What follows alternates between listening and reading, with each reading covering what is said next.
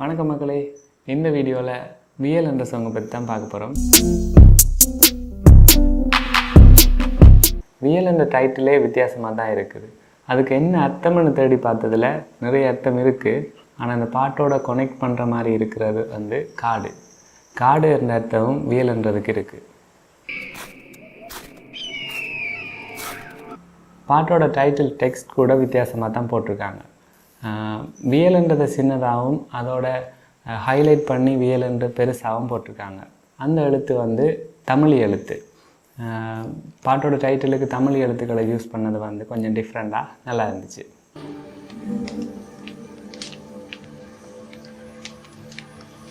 Okay, இப்போ பாட்டுக்குள்ளே போவோம். பாட்டோட ஓப்பனிங்கில் ஒருத்தர் கிட்டாரோட வராரு. அவர் தான் மியூசிக் டைரக்டராக இருக்குமென்னு நினைக்கிறோம். அவர் ஒரு ஓடு இருக்கும், அதை எடுத்து பார்க்குறாரு. அதுலேருந்து பாட்டு ஸ்டார்ட் ஆகுது. பாட்டோட ஓப்பனிங் ஏரியல் ஷாட்டில் தொடங்குது.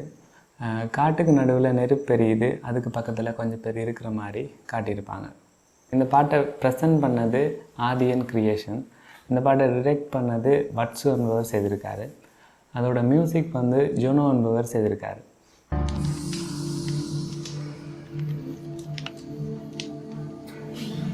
அதோட டிஓபி சோபனா சிவன் என்பவர் செய்திருக்காரு.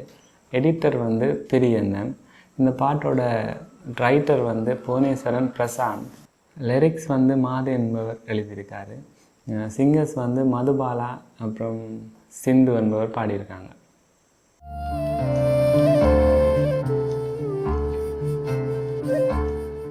டிரெக்ஷன் சைட் பார்த்தா இந்த பாட்டோட கருவாக எங்களுக்கு தோன்றது அந்த கூட்டத்திலேருந்து ஒருத்தர் காணாமல் போவார். அவர் மறுபடியும் அந்த கூட்டத்தோட சேர்றது தான் கருவாக இருக்கிற மாதிரி எங்களுக்கு தோணுது.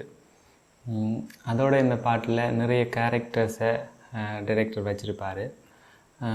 ஃபுல் அண்ட் ஃபுல் ஆதி குலத்து மக்களை காட்டின மாதிரி இருக்குது. அதில் நடித்தவங்களால் அது ஃபுல்ஃபில் ஆகிருக்குதுன்னு நினைக்கிறோம். அது நிஜமாகவே அவங்களோட பாணியில் அமைஞ்சிருக்கிற மாதிரியும் எங்களுக்கு தோணுச்சு.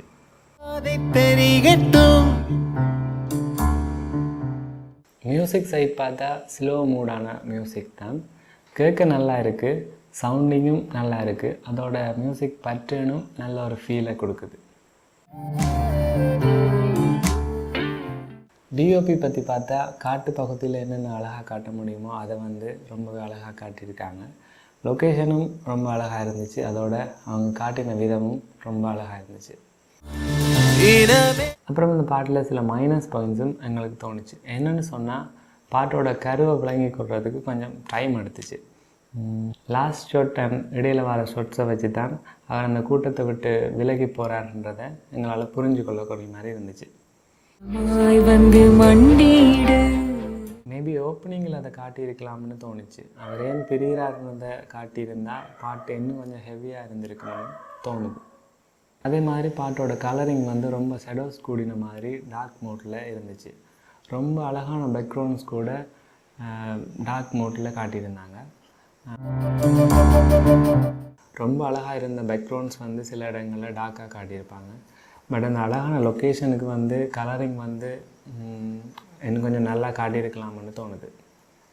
அதே நேரத்தில் ஆர்டிஸ்ட் நிறைய யூஸ் பண்ணியிருக்காங்க. பட் அவங்களுக்குரிய ப்ராப்பரான விஷயம் இல்லாத மாதிரி எங்களுக்கு தோணுச்சு.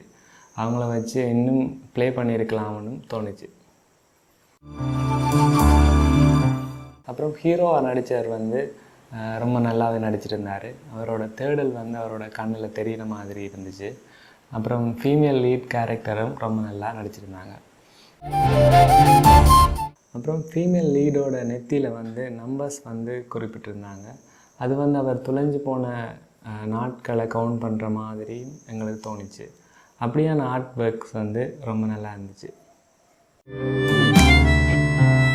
ஆர்ட் ஒர்க் பற்றி பார்க்கும்போது ஓப்பனிங்கில் ஓட்டில் எழுதியிருந்த ஆ என்ற தமிழ் எழுத்து அப்போ தான் எழுதுகிற மாதிரி இருந்துச்சு. ஆர்ட் டிபார்ட்மெண்ட் அதை கொஞ்சம் கவனிச்சிருக்கலாம்ன்ற மாதிரி தோணுச்சு. எங்களை பொறுத்த வரைக்கும் சாங்ஸ், விஷுவல் எல்லாமே நல்லா இருந்துச்சு. அதில் கொஞ்சம் நேரத்தை கதைக்காக யூஸ் பண்ணியிருக்கலாம்ன்ற மாதிரியும் தோணுது.